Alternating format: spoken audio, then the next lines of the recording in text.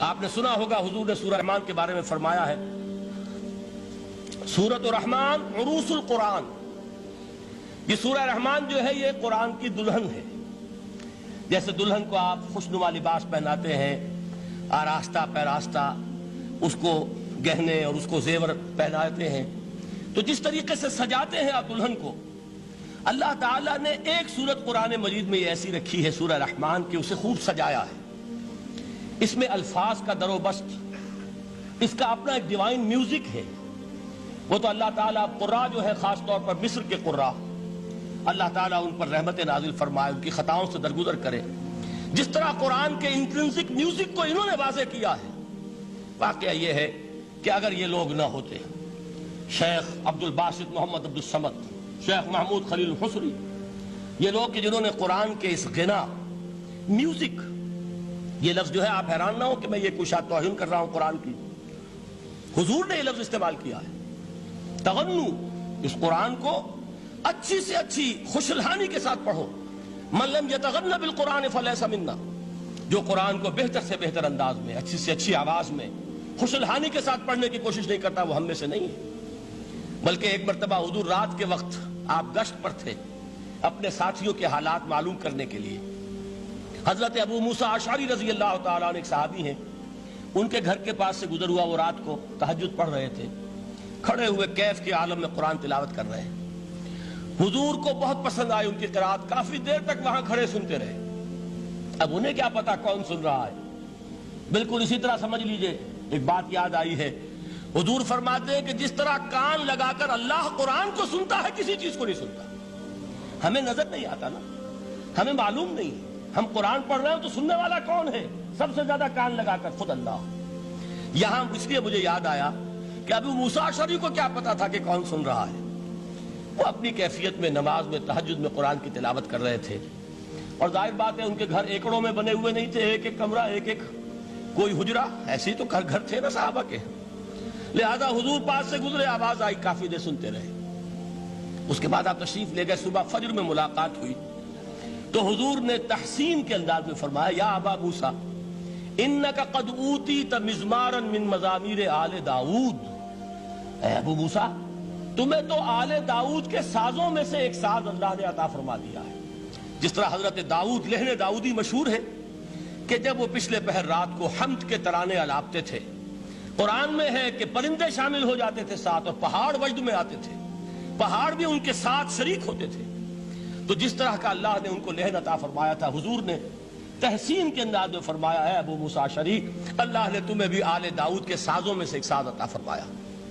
بہرحال قرآن مجید کا جو یہ میوزک ہے، قرآن کے الفاظ کا جو حسن ہے، جہاں تک حسن معنوی ہے وہ تو ہر لفظ میں ہے، لیکن یہ حسن ظاہری، حسن صوتی، حسن لفظی، یہ اپنے کلائمیکس پر آپ کو نظر آئے گا سورہ رحمان میں. لیکن قرآن میں یہ سورت اس اعتبار سے بھی ممتاز ہے، اس کی 4 آیات پر ذرا توجہ کریں گے، عجیب حقائق سامنے آئیں گے. جہاں یہ قرآن مجید کے حسن صوت اور حسن لفظی کی معراج ہے، وہیں اس کی پہلی 4 آیات میں 4 چوٹی کی چیزوں کا ذکر ہے، سب سے اونچی چیزیں. پہلی آیت کیا ہے؟ الرحمن. ایک آیت ہو گئی. رحمان کیا ہے؟ اللہ کا نام ہے. کبھی آپ نے غور کیا اللہ کے ناموں میں سب سے پیارا نام کون سا ہوگا؟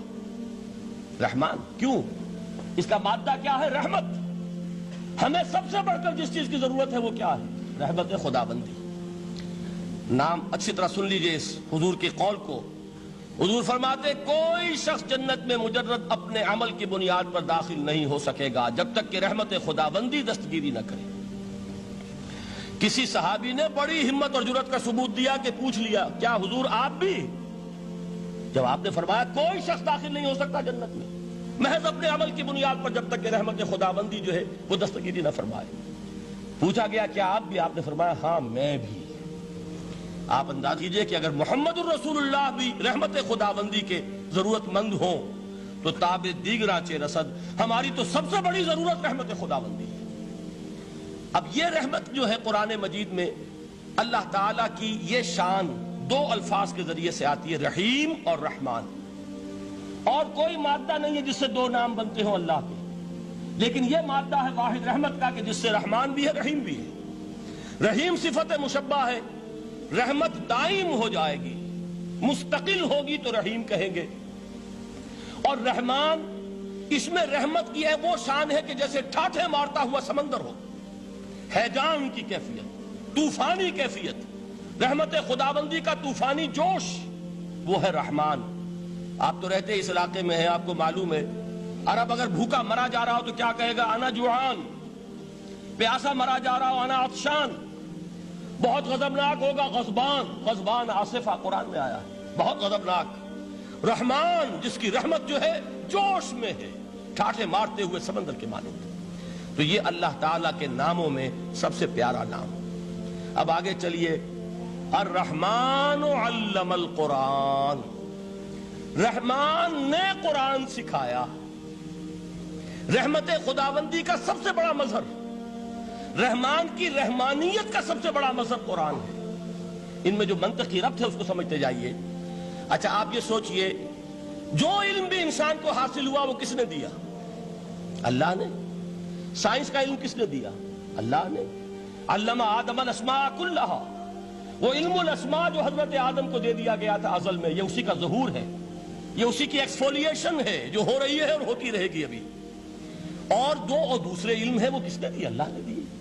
لا یحیطون بشیء من علمہ الا بما شاء، مخلوق میں سے کوئی اللہ کے علم میں سے کسی شے کا احاطہ نہیں کر سکتا مگر وہ جتنا اللہ دینا چاہے۔ لیکن یہ کہ تمام علوم میں چوٹی کا علم قرآن، نوٹ کرتے جائیے، اب چوٹی کی چیزیں جمع کیجیے۔ اللہ کے ناموں میں چوٹی کا نام رحمان، اللہ نے جو کچھ انسان کو سکھایا اس میں چوٹی کا علم قرآن۔ خلق الانسان، انسان کو پیدا فرمایا۔ سوال یہ کہ حیوانات کو کس نے پیدا فرمایا؟ آسمان کس نے پیدا کیے؟ زمین کس نے پیدا کی؟ فرشتے کس نے پیدا کیے؟ کیا مطلب خلق الانسان؟ اس کی تمام مخلوقات میں اس کا کلائمیکس، اس کی تخلیق کی معراج، اس کے تخلیق کا نقطہ عروج انسان ہے۔ یہ ہے کہ جو مسجود ملائک بنا ہے۔ وَلَقَدْ كَرَّمْنَا بَنِي آدَمَ وَحَمَلْنَاهُمْ فِي الْبَرِّ وَالْبَحْرِ وَرَزَقْنَاهُمْ مِنَ الطَّيِّبَاتِ وَفَضَّلْنَاهُمْ عَلَى كَثِيرٍ مِّمَّنْ خَلَقْنَا تَفْضِيلًا۔ تو تخلیق میں سب سے اونچی تخلیق انسان کی، علموں میں سب سے اونچا علم قرآن کا، اللہ کے ناموں میں سب سے اونچا نام رحمان۔